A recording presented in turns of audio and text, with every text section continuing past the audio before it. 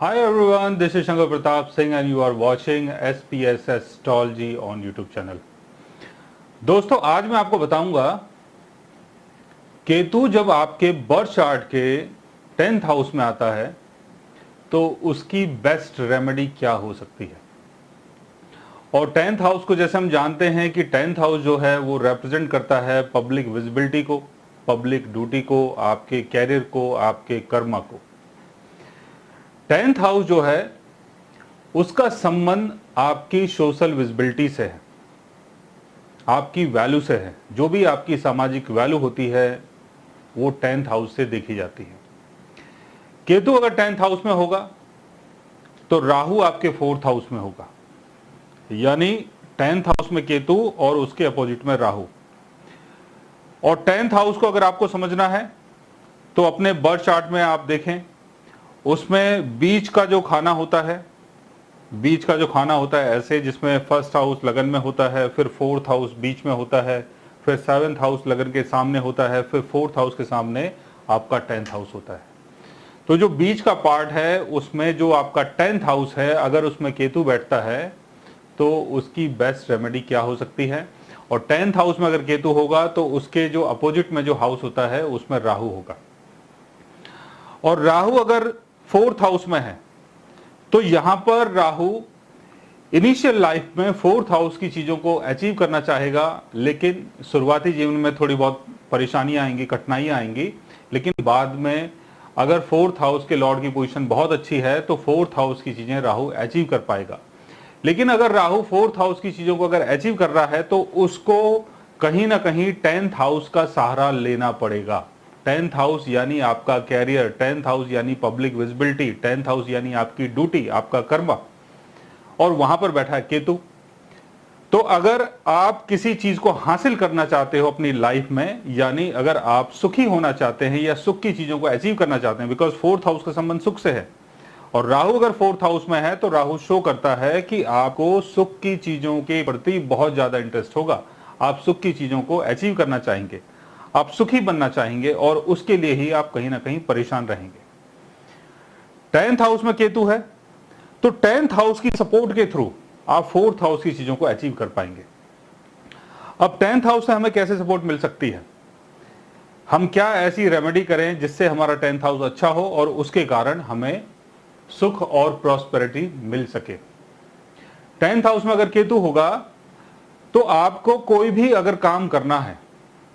Public के लिए अगर कोई भी काम करना है, तो वहां पर आपको अपने स्वार्थ को छोड़ना होगा। अगर आप अपना स्वार्थ देख के अगर काम करते हैं, या पब्लिक विजिबिलिटी में आना चाहते हैं, या कोई स्टेटस अगर गेन करना चाहते हैं, या पब्लिक के थ्रू आप पॉलिटिक्स में आना चाहते हैं और अपना कोई मुकाम बनाना चाहते हैं या कोई पद लेना चाहते हैं, तो उस चक्कर में आपका जो 10th हाउस है वो बिगड़ सकता है।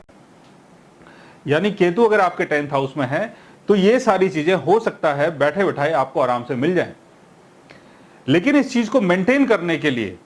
आपको 10th हाउस की चीजों से अपना जो लालच है वो हटाना पड़ेगा। और पब्लिक के लिए आपको ऐसा काम करना पड़ेगा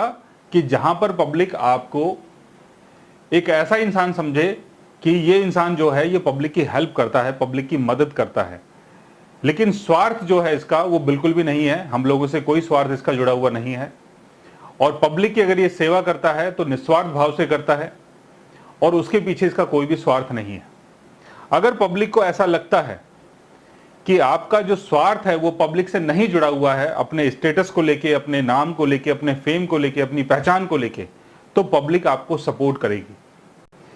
पब्लिक जो है वो आपको सपोर्ट करेगी और उसके कारण आपको सोशल विजिबिलिटी मिल सकती है। दूसरी जो